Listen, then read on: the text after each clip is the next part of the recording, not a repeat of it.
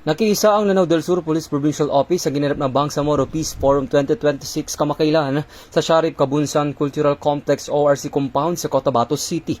May temang Shaping the Future of Peace, Governance, and Democracy in the Bangsamoro.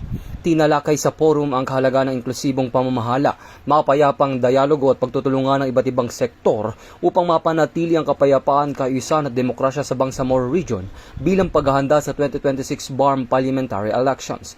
Dinaluhan ang aktibidad ng mga kinatawan mula sa BARM Government, Commission on Election, Security Sector, Legal for Truthful Election at iba't ibang grupo.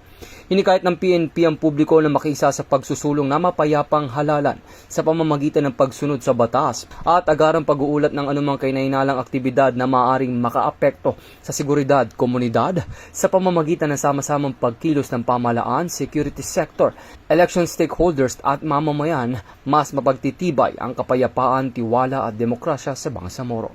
Bagong PNP para sa bagong Pilipinas. Serbisyong mabilis, tapat at nararamdaman.